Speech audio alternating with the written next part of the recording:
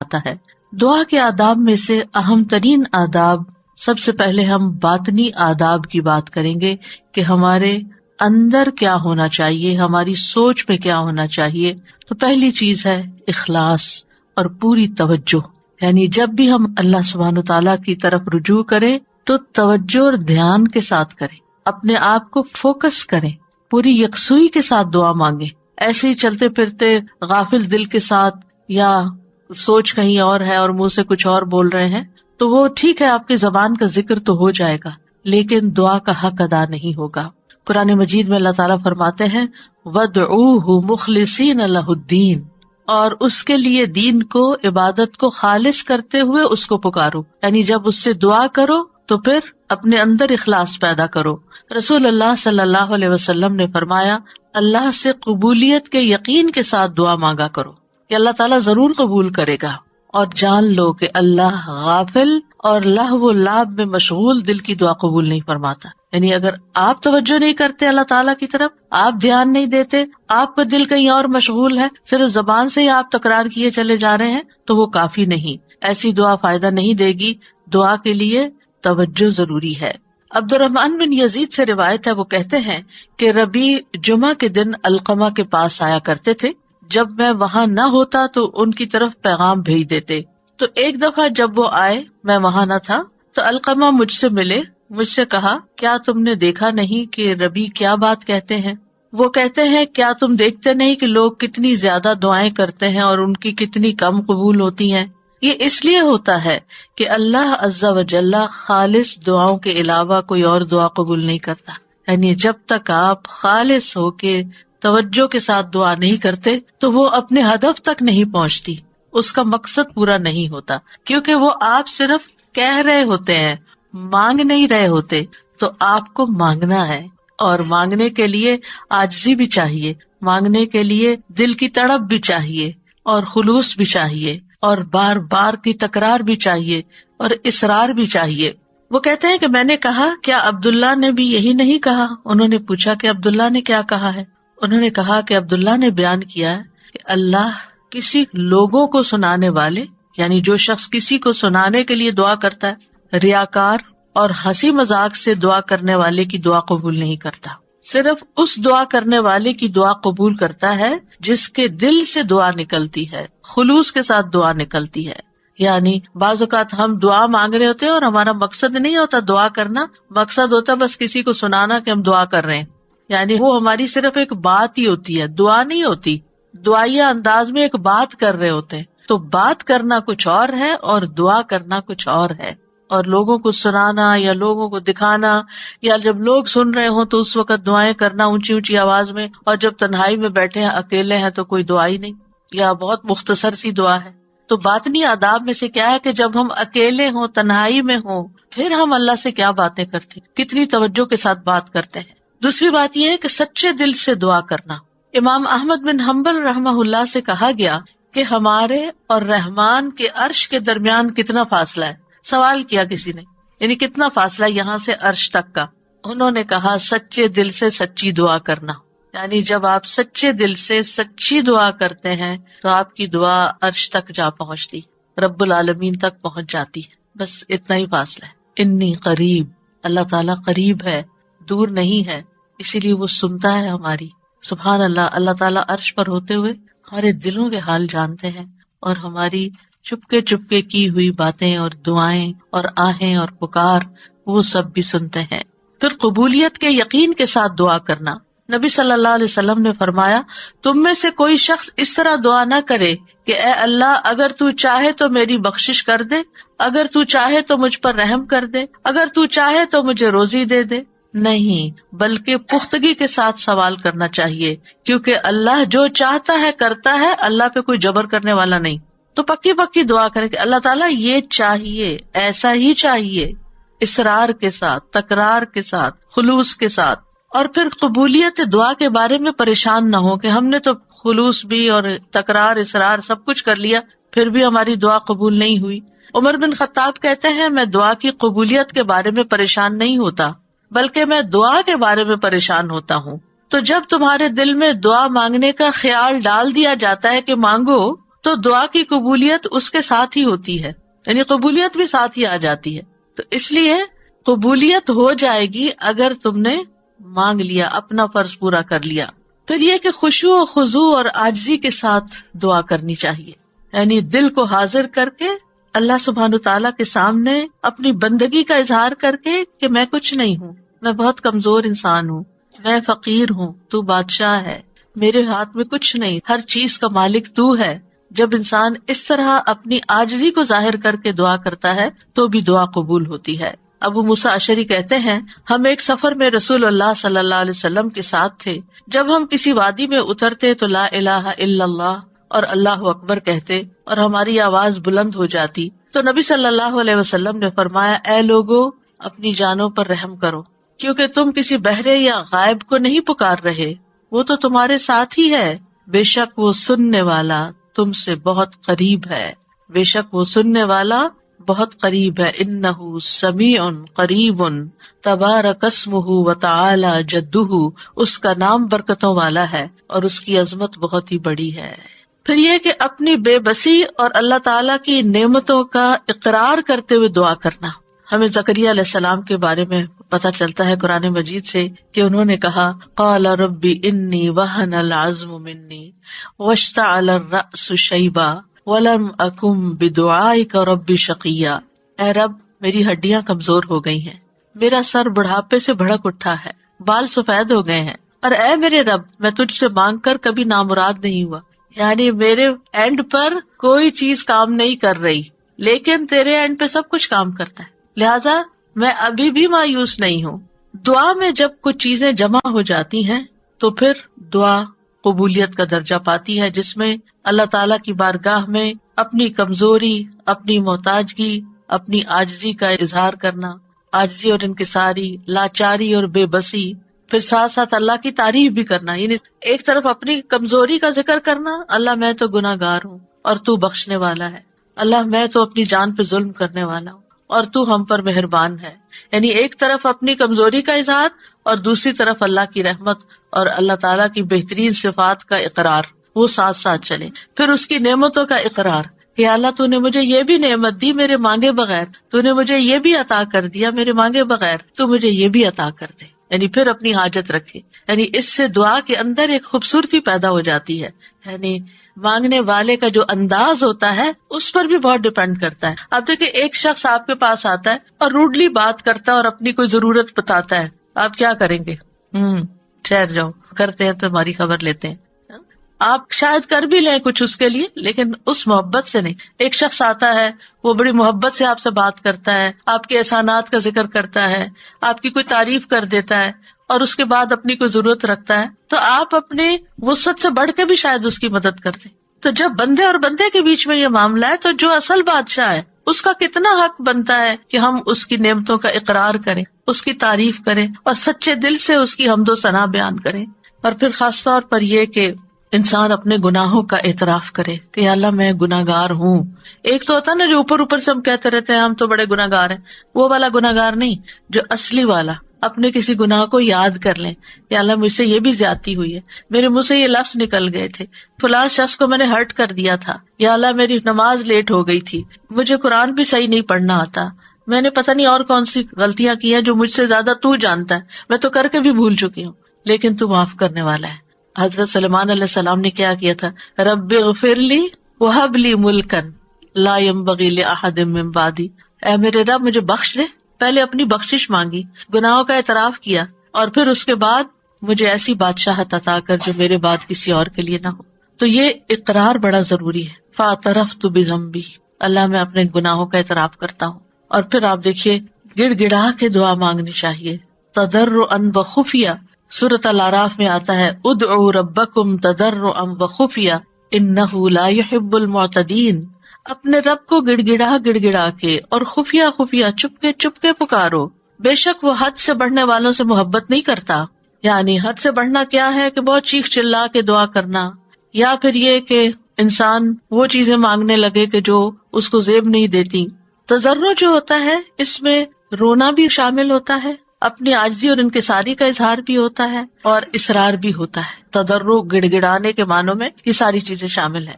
یعنی انسان اس طرح اپنے آپ کو اپنے رب کے سامنے بے بس پیش کرے اور اس کے الفاظ ایسے ہوں کہ اس کے اندر سے دل کی ساری خرابیاں نکل جائیں. یعنی آئی ایم نتھنگ، اے اللہ میں کچھ نہیں ہوں. اینڈ یو مین اٹ، کہ واقعی انسان سمجھے کہ میں بہت کمزور ہوں، غلطیوں کا پتلا ہوں، لیکن پھر بھی میں تیرے در پہ آیا ہوں. تو بادشاہ ہے، تو مجھے خالی ہاتھ نہیں لوٹائے گا، میری تجھ سے ہی امیدیں ہیں ساری. آپ دیکھیے نبی صلی اللہ علیہ وسلم سے بڑھ کر کون عبادت گزار تھا؟ سب سے زیادہ عبادت تو نبی صلی اللہ علیہ وسلم نے کی، لیکن بدر کے دن ان کا اللہ تعالیٰ کے آگے رونا اور گڑ گڑانا اور پھر اپنے ہاتھوں کو اٹھا اٹھا کے دعا کرنا وہ ہم سب جانتے ہیں. صحیح مسلم میں آتا ہے غزوہ بدر کے موقع پر اللہ کے نبی صلی اللہ علیہ وسلم قبلہ رخ ہوئے، پھر دعا کے لیے اپنے ہاتھوں کو اٹھایا اور اپنے رب سے گڑ گڑا کے دعا مانگنا شروع کی. اللہم انجز لی ما وعدتنی، اللہم آتی ما وعدتنی، اللہم ان تہلک ہذہ العصابۃ من اہل الاسلام لا تعبد فی الارض. اے اللہ میرے لیے اپنے کیے ہوئے وعدے کو پورا فرما، اے اللہ اپنے وعدے کے مطابق معاملہ فرما. اے اللہ اگر اہل اسلام کی یہ جماعت ہلاک ہو گئی تو زمین پر تیری عبادت نہ کی جائے گی. اور یہ صرف ایک دفعہ جملہ نہیں انہوں نے بولا، بار بار یہی کہتے تھے اللہ اپنے وعدوں کو پورا کر دے، اللہ اپنے وعدے پورے کر دے. آپ صلی اللہ علیہ وسلم برابر اپنے رب سے اپنے ہاتھ دراز کیے ہوئے، ہاتھ اٹھا کے قبلے کی طرف منہ کر کے دعا مانگتے رہے، یہاں تک کہ آپ کی چادر آپ کے شانے سے گر پڑی. یعنی کندھے پہ جو چادر اڑی تھی وہ نیچے گر گئی، یعنی اتنا ہاتھ اٹھایا کہ وہ چادر بھی گر گئی. بس ابو بکر رضی اللہ عنہ آپ کی طرف آئے، آپ کی چادر کو اٹھایا، اسے آپ کے کندھے پہ ڈالا، پھر آپ کے پیچھے سے آپ کو لپٹ گئے اور عرض کیا اللہ کے نبی آپ کی اپنے رب سے دعا کافی ہو چکی، ان قریب وہ آپ سے کیے ہوئے اپنے وعدے کو پورا فرمائے گا. اگر ہم سے کسی نے وعدہ کیا ہو کہ میں تمہارا یہ کام کر دوں گا، اگر ہم سے اللہ نے وعدہ کیا ہو کوئی کہ یہ ہو جائے گا، تو پھر اس کے بعد ہماری دعائیں کتنی ہوگی؟ ہم تو دعا ہی نہیں کریں گے، ہم کہیں گے وہ تو آلریڈی کانٹریکٹ ہو چکا ہے، وعدہ ہو چکا ہے، اب تو ہو ہی جائے گا نا، بس ہو ہی جائے گا، اب کیا فکر، اب ٹکٹ لے لی ہے، ویزا لگ گیا ہے، اب تو عمرے پہ جانا پکا ہو گیا ہے، ہو ہی جائے گا. نہیں، یہ ٹکٹ اور ویزا نہیں لے کے جاتا آپ کو، یہ اللہ کا اذن، اللہ کی طرف سے رحمت، اللہ کی طرف سے عنایت آپ کو لے کے جاتی ہے. اور جب تک آپ اس کے گھر تک پہنچ نہیں جاتے مسلسل دعا کرتے رہیں، مانگ مانگ کے اللہ سے نیکیوں کے موقع لیتے رہیں. کسی بھی موقع پر کوئی بھی نیکی کا کام کرنا ہو، اب مثلا نماز پڑھنے جا رہے ہیں آپ، تو آپ اللہ تعالیٰ سے دعا کریں، اللہ تعالیٰ نماز تو پڑھنے جا رہی، خوشبو آپ نے ڈالنا ہے، میرا دل آپ نے لگانا ہے، میرے لیے اس نماز کو آنکھوں کی ٹھنڈک آپ نے بنانا ہے، اس نماز میں میری محبت آپ نے ڈالنی ہے. کیونکہ نیکی کے کام بھی فار گرانٹیڈ نہ لیا کریں، یہاں ہو جائیں گے، بس یہ تو فرض ہے نا، ادا کر لیں گے، وضو کر لیا نا، جانماز بچھی، کیا مشکل ہے، میں چلی جاؤں گی. نہیں، وہاں تک جانے کی توفیق بھی اللہ دیتا ہے، اور اچھا سا کام کرنے کی توفیق بھی اللہ تعالیٰ ہی دیتا ہے. اس لیے اس سے مانگتے رہے، چھوٹی چھوٹی چیزیں، یعنی جو بھی کام کرتے رہے. کھانا پکانے جا رہے ہیں تو دعا کریں یا اللہ بہت اچھا سا بن جائے. کوئی بھی کام، کسی سے کوئی ڈیل کرنے جا رہے ہیں، بازار جا رہے ہیں، کچھ خرید رہے ہیں، کچھ بھی کر رہے ہیں، تو دل میں اللہ تعالیٰ کو پکارتے رہیں، اللہ تعالیٰ سے کنیکشن ڈیولپ کریں، اللہ تعالیٰ سے راز و نیاز کیا کریں، اللہ تعالیٰ کو اپنے دل کے قریب محسوس کیا کریں. قریب و مجیب، وہ قریب بھی ہے، جواب بھی دیتا ہے، دعائیں قبول کرتا ہے. اور پھر چپ کے یہ جو دعاؤں کی قسمیں جو میں نے ذکر کی ہیں ابھی، یہ ساری خفیہ دعائیں، دل میں، دائیں بائیں کسی کو نہیں پتا آپ کیا کر رہے ہیں، لیکن مانگتے چلے جائیں. زکریا علیہ السلام کے بارے میں اللہ تعالیٰ نے خاص طور پہ فرمایا، ذکر رحمت ربک عبدہ زکریا اذ نادى ربہ نداء خفیا. یہ آپ کے رب کی اس رحمت کا ذکر ہے جو اس نے اپنے بندے زکریا پر کی، جب اس نے اپنے رب کو چپ کے پکارا، چپ کے کسی کو نہیں پتا کیا مانگ رہے ہیں. اللہ تعالیٰ نے قرآن میں کھول دیا کیا مانگا، کیسے مانگا، سب کچھ ہمیں بتا دیا، وہ اپنے رب کو بتا رہے تھے. تو انسان کو چاہیے کہ پوشیدہ دعائیں بھی کرے، کیونکہ اللہ تعالیٰ کو یہ پسند ہے. اللہ سے وہی انسان تنہائی اور علیحدگی میں سرگوشی کرتا ہے جس کو یہ یقین ہو کہ اللہ تعالیٰ اس کے بہت قریب ہے. حسن بن ابی حسن کہتے ہیں کہ ہم نے اپنے زمانے میں ایسے لوگ پائے جو اپنے نیک اعمال میں سے جس عمل کو مخفی رکھنے پر قدرت رکھتے، اس کو اتنا مخفی رکھتے کہ کسی کو پتہ نہیں چلتا تھا، چھپا کے عمل کیا کرتے تھے. اور دعا بھی اس میں سے ایک ہے، یعنی آپ دعا کریں چپ کے چھپا کے صرف اپنے رب کے ساتھ شیئر کریں. آپ دیکھیں آپ اپنے سیکریٹس کس کے ساتھ شیئر کرتے ہیں؟ جس سے آپ کو سب سے زیادہ محبت ہوتی ہے، جو آپ کے سب سے زیادہ قریب ہوتا ہے، صرف فزیکلی نہیں، جو آپ کے دل کے قریب ہوتا ہے. تو اللہ سے بڑھ کر ہمارے دل کے قریب کون ہو سکتا ہے؟ اور اللہ سے بڑھ کر ہمیں محبت کس سے ہونی چاہیے؟ سب سے زیادہ محبت بھی اسی سے، اور سب سے زیادہ قربت کا احساس بھی اسی کے ساتھ، اور پھر سب سے زیادہ راز و نیاز بھی اسی کے ساتھ، مناجات بھی اسی کے ساتھ. تو جب انسان چپ کے دعا کرتا ہے تو اس کے بہت سے فائدے ہوتے ہیں. ایک تو انسان کے ایمان میں اضافہ ہوتا ہے کہ اللہ تعالیٰ خفیہ دعا سنتا ہے. دوسرا یہ ہے کہ اللہ سبحانہ و تعالیٰ رب کائنات ہے، بادشاہ ہے. کسی بادشاہ کے دربار میں جا کے آپ کیسے بات کرتے ہیں؟ کس ٹون کے ساتھ، کتنا لاؤڈ؟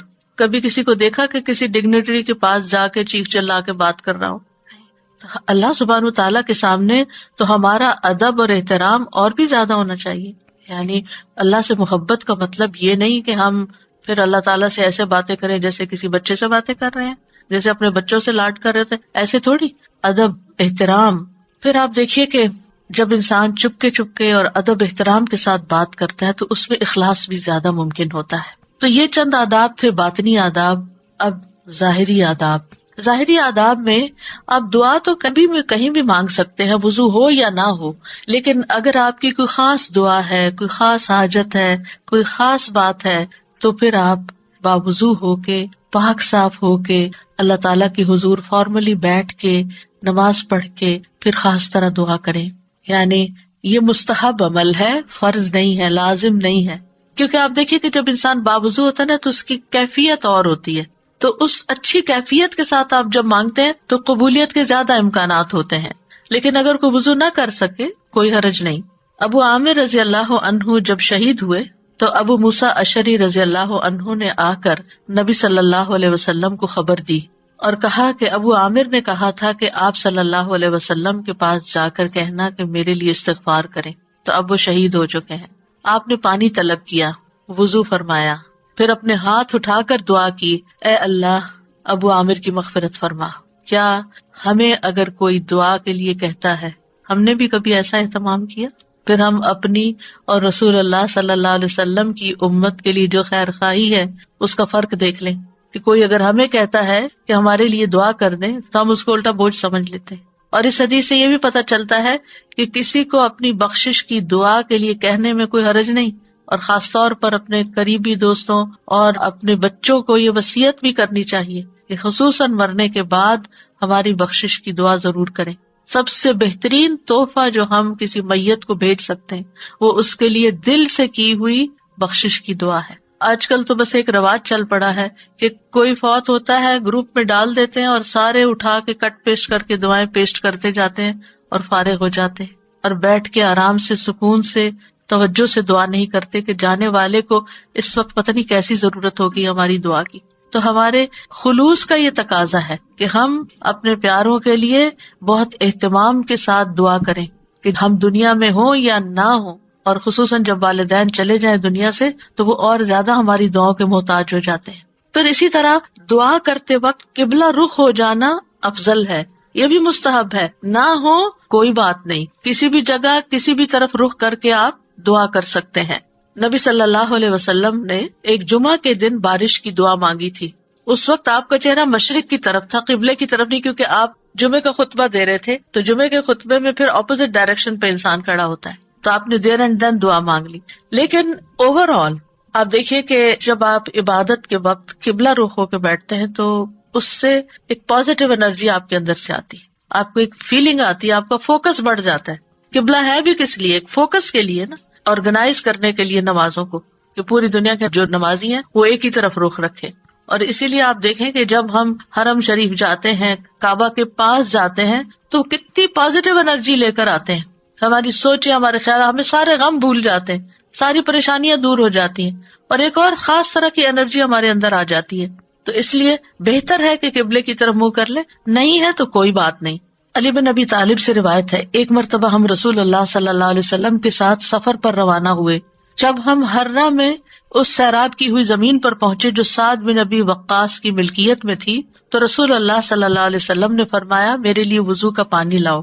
جب نبی صلی اللہ علیہ وسلم وضو کر چکے تو قبلہ رخ ہو کر کھڑے ہو گئے، اللہ اکبر کہہ کے فرمایا اے اللہ، ابراہیم جو تیرے بندے اور تیرے خلیل تھے، انہوں نے اہل مکہ کے لیے برکت کی دعا کی تھی، اور میں محمد تیرا بندہ اور تیرا رسول ہوں صلی اللہ علیہ وسلم۔